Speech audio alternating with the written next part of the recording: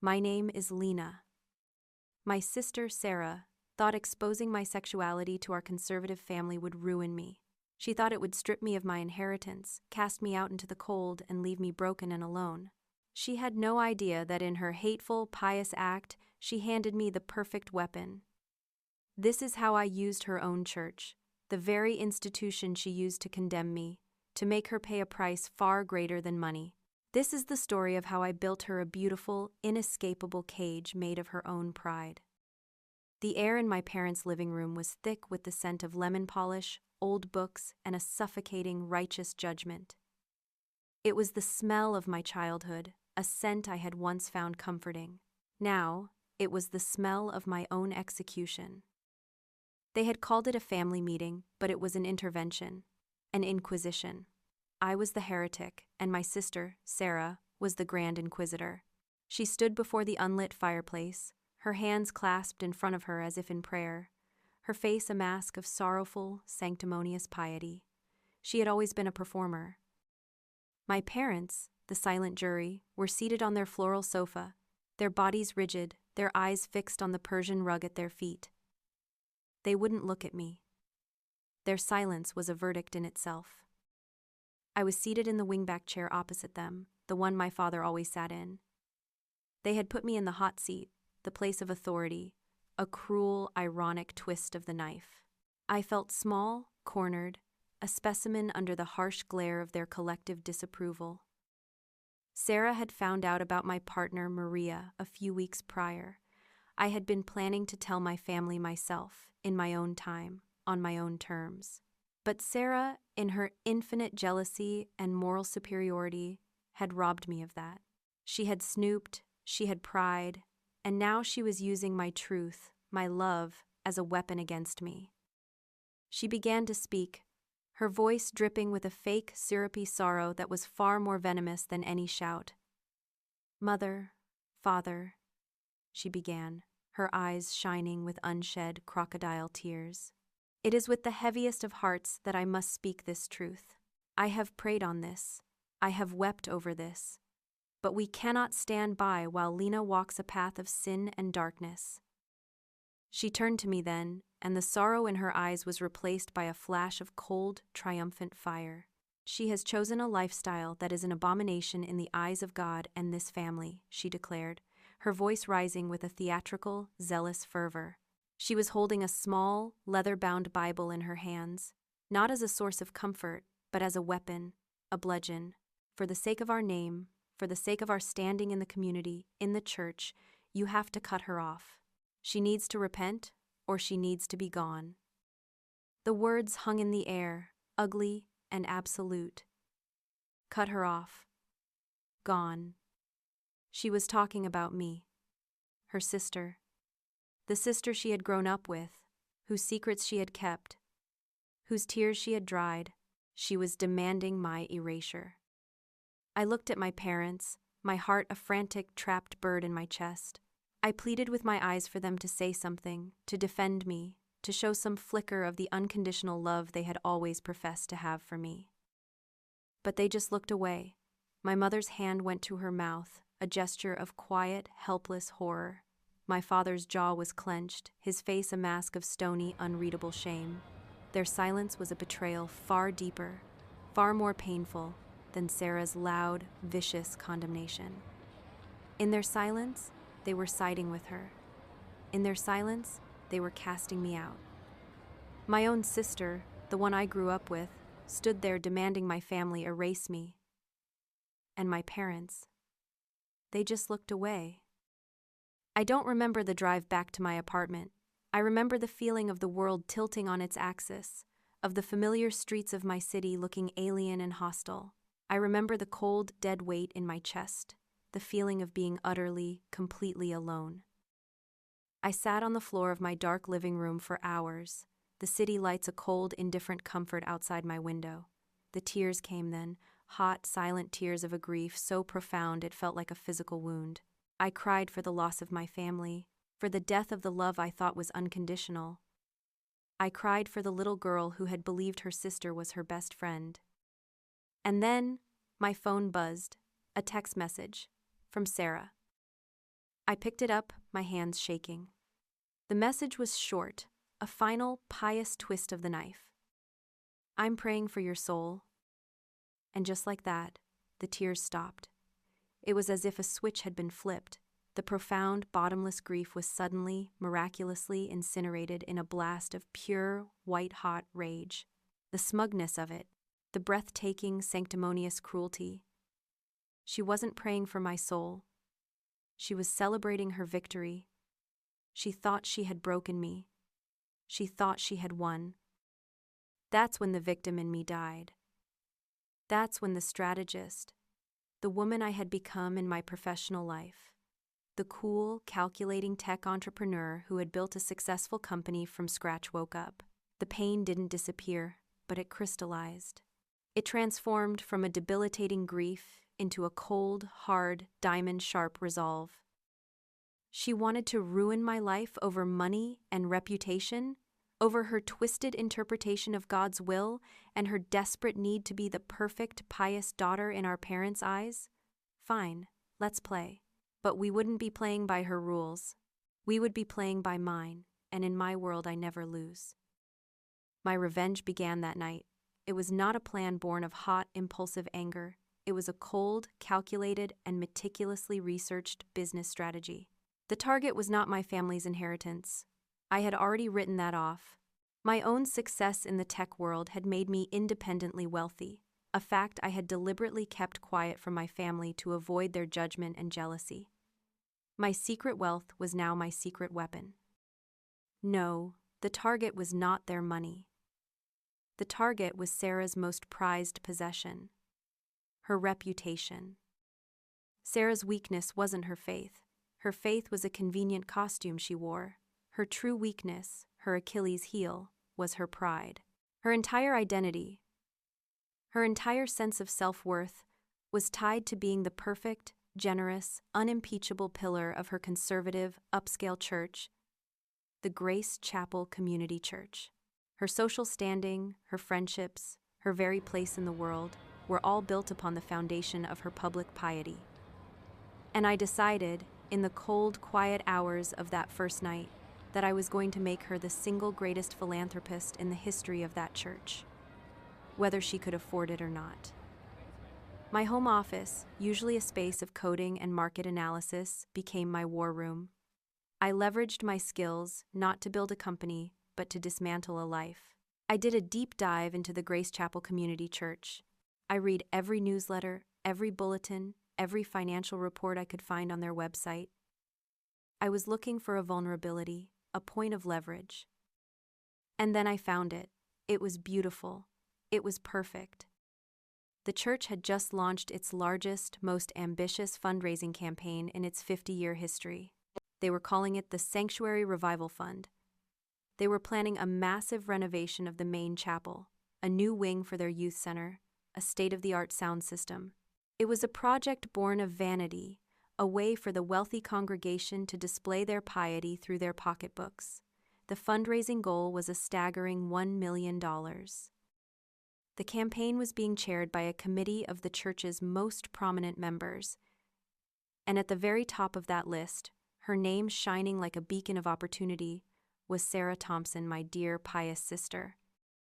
I stared at her name on the screen, and a slow, cold smile spread across my face. She wanted to be a pillar of her church? Fine. I was going to make her the whole damn cathedral. I was going to make her its star, its champion, its visionary. And in doing so, I was going to saddle her with a burden so great it would crush her. The plan began to form, elegant in its simplicity, devastating in its execution.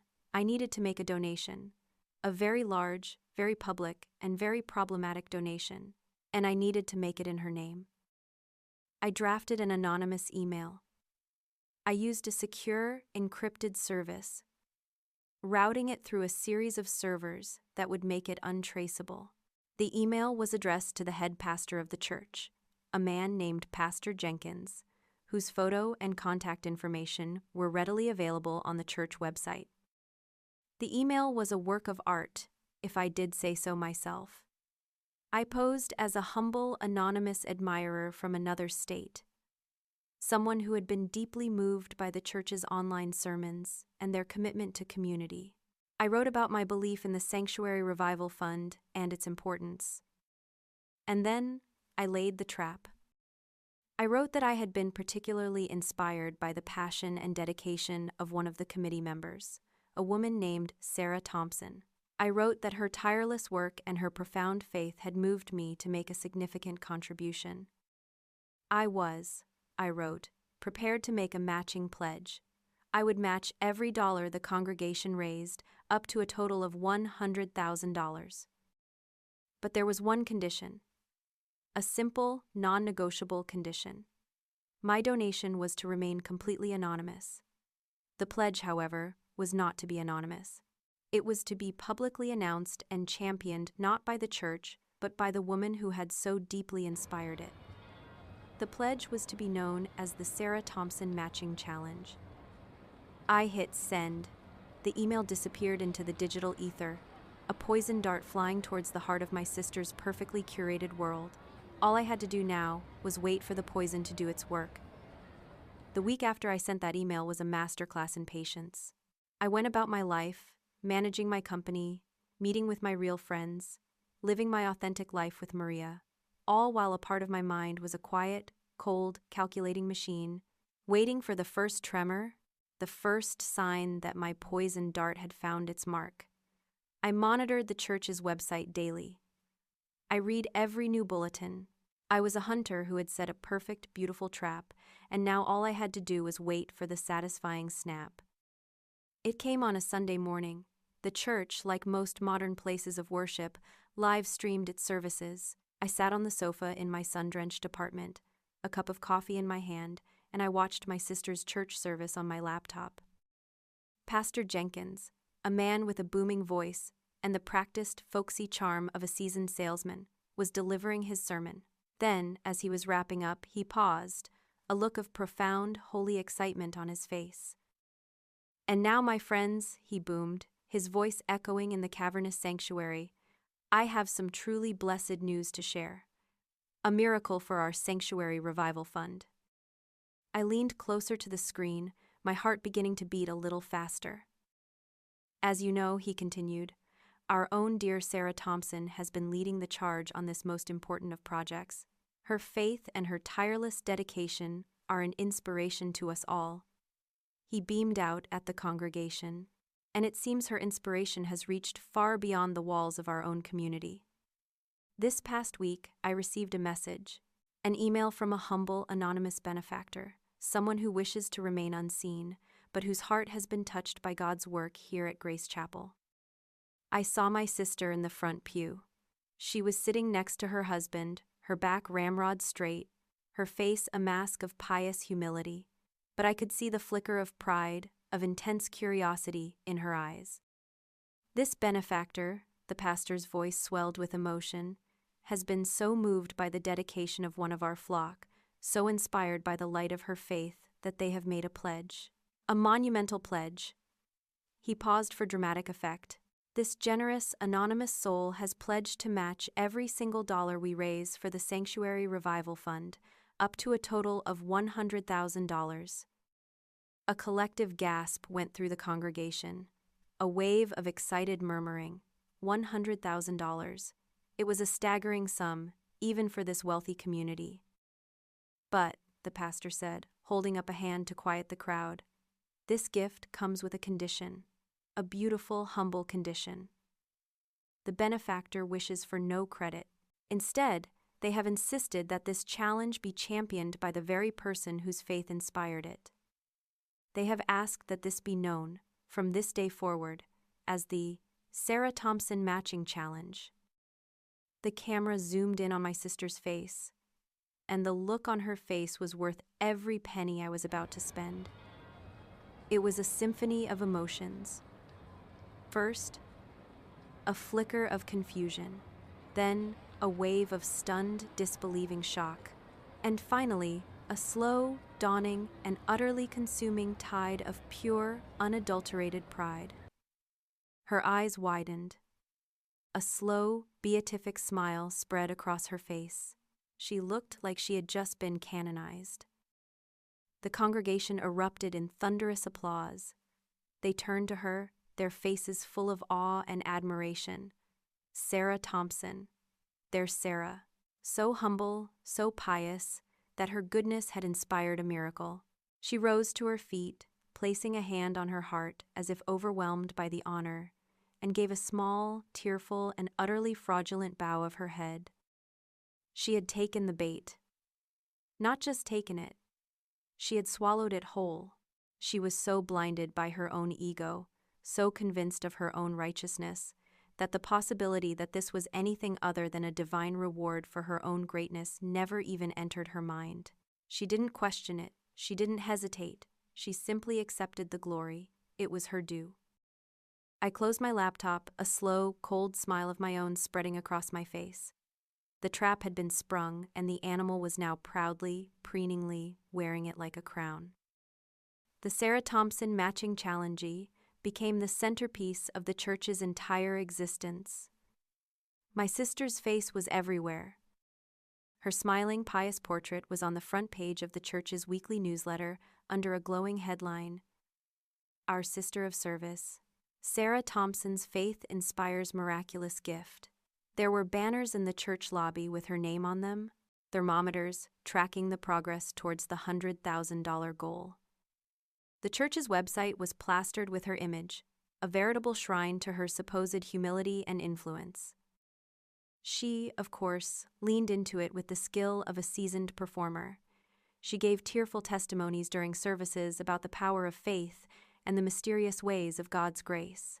She wrote cloying, self-congratulatory articles for the church bulletin about the importance of giving back.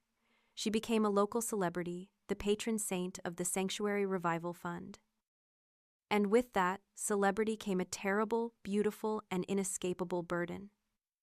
She was now the face of the campaign. Its success or failure rested entirely on her shoulders. She had to make sure the congregation met the goal. She had to inspire them to donate. Because if they didn't raise $100,000, the anonymous benefactor's matching pledge would never materialize. And the shame of that failure would be hers and hers alone. The pressure began to mount. At first, there was a flurry of donations from the church's wealthiest members, eager to be associated with the miracle. The thermometer on the banner shot up to $20,000, then $30,000. Sarah was triumphant, basking in the glory. I heard about it from my parents. They called me, not to apologize, not to reconcile, but to gloat. Their voices, when they spoke of Sarah, were filled with a syrupy, reverent pride. "Lena, you won't believe it," my mother had gushed over the phone. "Sarah has just been such a blessing to her church. A complete stranger, so moved by her spirit, has pledged $100,000 in her name. Can you imagine? We are just so proud of the woman she is." "That's wonderful, Mom," I had said, my voice a perfect, cool, dead calm. "She sounds like a real pillar of the community." The irony, the beautiful, exquisite irony, was a feast. They were celebrating the very daughter who had demanded my exile for a miracle that was being funded by the daughter they had cast out. It was a perfect, closed loop of hypocrisy, and I was the silent, unseen God pulling the strings. But then, the donations began to slow. The initial excitement waned. The thermometer stalled at around the $40,000 mark, and I began to see the first signs of a quiet, creeping panic in my sister. She started organizing fundraising events. Bake sales. Car washes. A Grace Chapel gala dinner, for which she was forced to sell tickets, table by table. The woman who had wanted my inheritance was now standing outside a supermarket on a Saturday morning, trying to sell brownies for $1 apiece. The sister who had condemned my lifestyle was now spending every waking moment desperately trying to raise money to save her own reputation. Her social media, once a curated feed of Bible verses and photos of her perfect family, became a relentless, almost desperate stream of fundraising appeals. Only $60,000 to go to unlock our miracle gift. Every dollar helps. Come on down to the Grace Chapel car wash. Support the Sanctuary Revival Fund. She was trapped. She couldn't back down. To admit that the congregation couldn't meet the goal would be a public humiliation. It would suggest that she, the great inspirational Sarah Thompson, was not so inspirational after all. Her pride, the very thing that had driven her to accept the honor, was now the bars of her cage. While Sarah was frantically running bake sales, I was making my own quiet preparations. The $100,000 was real. It was sitting in a specially created trust, managed by a team of lawyers who had no idea of my true intentions. The donation would be made through a series of complex, anonymous wire transfers that would be utterly untraceable back to me. My end of the bargain would be met. But I needed to be there to see the final act. I needed to witness the moment the trap, which had been slowly, inexorably tightening for months, finally snapped shut. The Grace Chapel Gala Dinner was the culmination of the fundraising campaign. It was the final, desperate push to reach the goal. It was being held at a lavish downtown hotel, a black tie affair, and I, of course, secured a ticket. I didn't buy it myself. I had a colleague from another city, someone with no connection to my family or my past, purchase a single ticket under her name. I would be her guest. I would be an anonymous face in the crowd, a ghost at the feast, there to watch the final glorious act of a play that I had written, produced, and directed. The week before the gala, the thermometer on the church website had stalled at just over $70,000. A respectable sum, but a far cry from the goal. The desperation in Sarah's online posts was palpable. She was pleading, cajoling, practically begging for last-minute donations. I knew she wouldn't make it. I had done my research. I had analyzed the church's past fundraising efforts.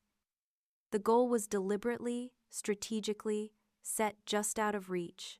It was designed to maximize her effort and her public failure. But I decided to add one final beautiful twist of the knife. One final act of divine intervention.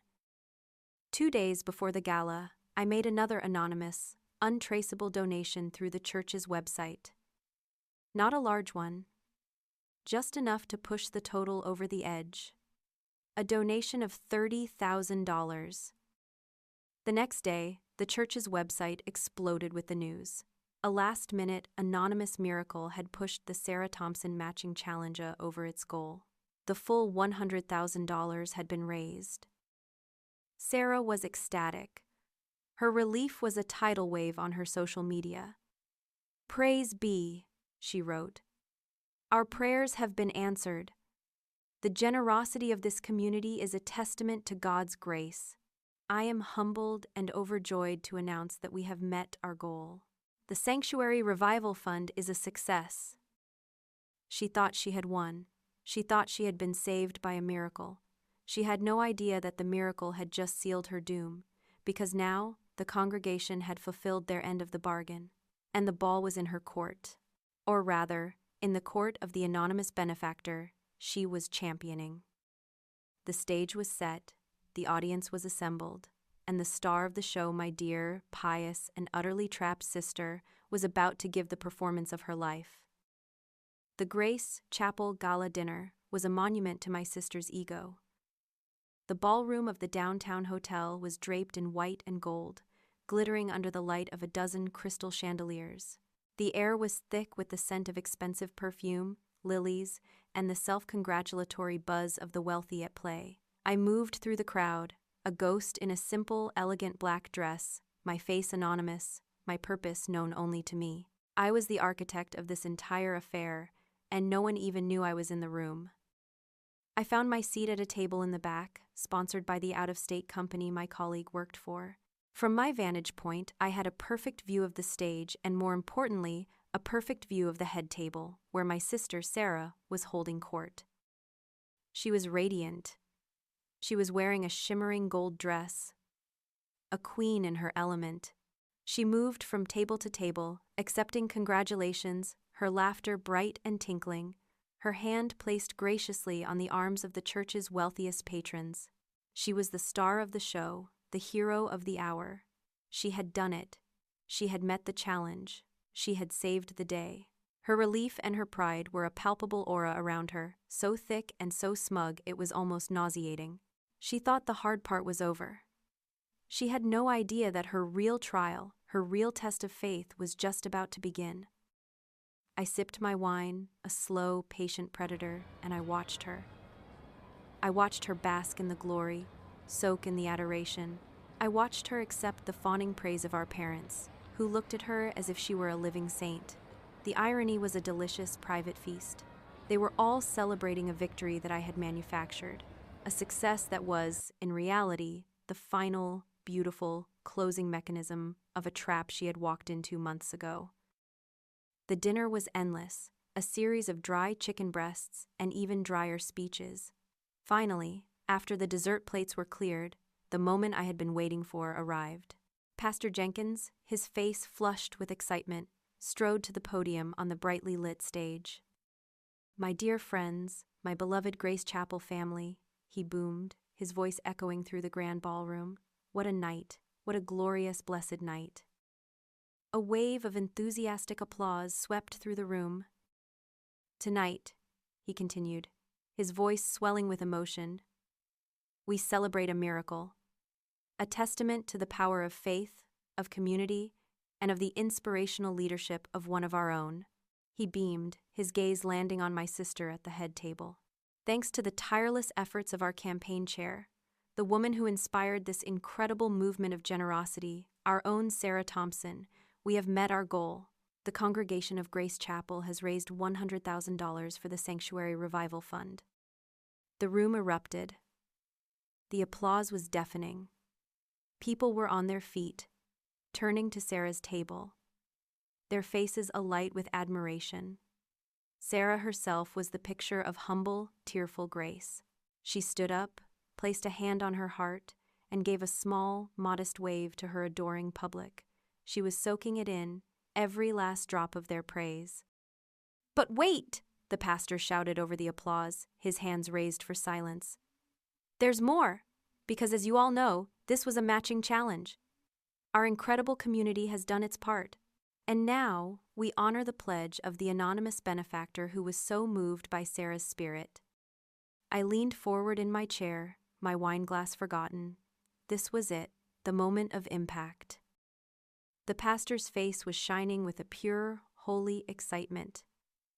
"And so," he declared, his voice reaching a crescendo, "it is my great honor, my profound privilege, to announce the next step. Our dear Sarah will now be working directly with the representatives of our anonymous benefactor to facilitate the transfer of their matching $100,000 gift." The trap snapped shut. The applause in the room continued, but on my sister's face, a new expression was dawning. Her beatific smile faltered. A flicker of confusion entered her eyes. Working directly with the representatives? Facilitate the transfer? The pastor wasn't finished. He was too caught up in the excitement. "Sarah," he said, speaking directly to her, his voice full of avuncular pride, "the benefactor's legal team will be contacting you tomorrow morning to begin the process. They have stipulated that you, and you alone, as the champion of this challenge, are the sole point of contact. You will be responsible for securing this final, magnificent gift and bringing our Sanctuary Revival Fund to its glorious $200,000 conclusion. Let's give another round of applause for the woman who is making it all happen, Sarah Thompson." The room exploded again, louder this time. The applause was a physical wave of sound, washing over the head table. But Sarah didn't seem to hear it. She was frozen, her smile now a brittle, painted-on thing. The color was draining from her face. Her eyes, wide with a dawning, sickening horror, were darting around the room as if she were looking for an escape. She was responsible, personally responsible, for securing $100,000 from an anonymous benefactor she had never met, had never spoken to, and had no way of contacting. She had been so blinded by her own pride, so eager to accept the glory, that she had never once considered the practical reality of her position. She had championed a pledge from a ghost, and now, in front of her entire community, her entire world, she was being publicly tasked with collecting a debt from a phantom. She was trapped. Utterly, completely, and beautifully trapped. She couldn't admit she didn't know the benefactor. To do so would be to admit that the entire narrative of her inspirational power was a lie. It would be a public humiliation of unimaginable proportions. She couldn't fail to secure the funds. The shame of losing the $100,000 matching gift would be entirely on her shoulders. She would go from being the church's greatest hero to its greatest failure overnight. Her cage, the one I had so carefully constructed for her, was made of her own pride, her own ego, her own desperate need for public adoration, and the door had just been locked. I watched her from the back of the room, a silent, unseen observer. I watched the panic flare in her eyes. I watched her force a smile, her hand shaking as she waved to the adoring crowd. I watched as the full, crushing weight of her predicament settled upon her. I took a slow, deliberate sip of my wine. It tasted like victory. The gala was her coronation. It was meant to be the greatest night of her life. Instead, it was the beginning of her own personal, private, and very expensive hell. And I was the only one in the entire world who knew it. The gala was her coronation. It was meant to be the greatest night of her life. Instead, it was the beginning of her own personal, private, and very expensive hell. And I was the only one in the entire world who knew it. The days that followed the gala were a slow, beautiful, and deeply satisfying unraveling. Sarah was no longer the serene, pious pillar of her community. She was a woman consumed by a quiet, frantic panic. She was trapped in the gilded cage of her own making. She couldn't admit to the pastor or the church board that she had no way of contacting the anonymous benefactor. To do so would be to admit that the entire narrative of her inspirational power was a lie. Her pride, the very thing that had made her so quick to accept the false honor, was now the lock on her cell door. So, she did the only thing she could. She stalled. I heard from my mother, her voice a mixture of confusion and concern. "Sarah is just so stressed, Lena," she'd said. "She says the benefactor's lawyers are being very difficult, that there are legal complications. It all sounds very complicated." I had, of course, set up a final, brilliant layer of the trap. The benefactor's legal team was a single, unmonitored email address I had created. I had set up an autoresponder. Any email sent to it received an automated reply. "Thank you for your inquiry. Your message has been received and is being processed. Please anticipate a response within 10-15 business days. We appreciate your patience as we finalize the legal framework for this significant philanthropic endeavor." It was a perfect corporate stonewall. It gave her just enough hope to keep her on the hook, and just enough vague, legalistic jargon to make her sound credible when she reported back to the increasingly impatient church board. But the clock was ticking. The Sanctuary Revival Fund needed its money. The contractors for the renovation had been booked. And Sarah, the great champion of the cause, was failing to deliver the miracle she had so proudly claimed. The pressure mounted. The woman who had tried to have me disowned for my lifestyle now spent every weekend running bake sales, her face a mask of strained cheerfulness. The sister who had coveted my inheritance was now forced to organize car washes and humiliating silent auctions. Her pleas for donations became more frequent, more desperate. She was no longer raising money for the church. She was raising money to save herself from public disgrace. Every church newsletter with her stressed, smiling face on it, begging for more contributions to help meet the benefactor's legal requirements, was a private, delicious victory lap for me. Every dollar she managed to squeeze from her friends and neighbors was a dollar she was paying as penance for her cruelty. Her personal life, I heard through the family grapevine, began to crumble. Her husband, a man who had married her for her social standing and her family's perceived wealth, was not pleased with his wife's new obsession, nor with the whispers and sideways glances they were now getting in their community. The strain began to show. The perfect, pious couple was beginning to crack under the weight of a $100,000 lie. And while she was living in her own private hell, I was thriving. I closed a major deal for my company. Maria and I took a trip to Italy, a trip I had once dreamed of taking on my honeymoon. I posted photos of us laughing in front of the Colosseum, of us drinking wine in a sun-drenched Tuscan vineyard. I knew Sarah would see them. I knew it would be another small, sharp twist of the knife. I was living my authentic, happy life, a life she had tried to destroy while she was suffocating under the weight of her own hypocrisy. Finally, after 3 months of her stalling and her frantic, failing fundraising efforts, the church board's patience ran out.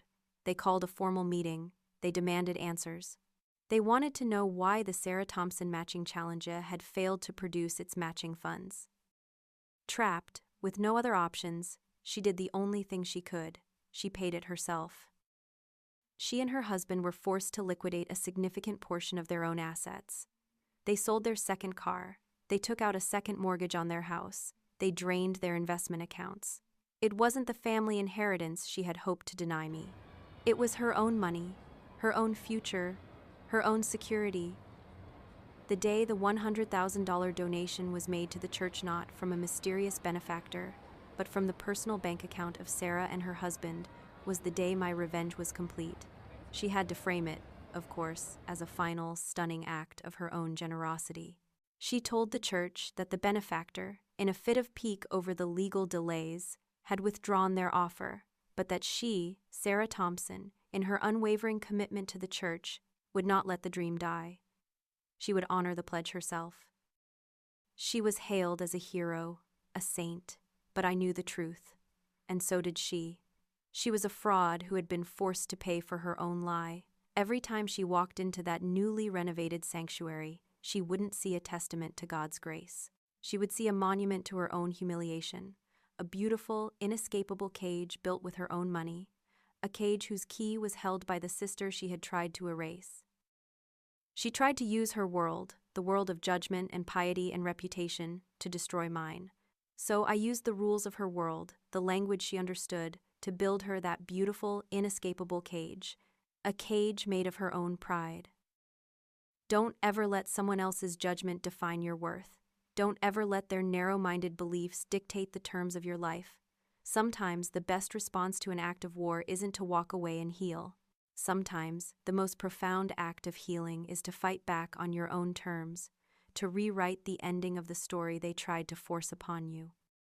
This was my story of turning betrayal into triumph. Have you ever had to plan your own justice? Have you ever had to use an enemy's own weakness against them? Share your story of victory in the comments below. Let's create a space where strength and strategy are celebrated. And if you believe in the power of rewriting your own narrative, if you believe that sometimes justice is a dish best served cold and strategically, then like this video and subscribe for more stories of comeuppance. Thank you for listening.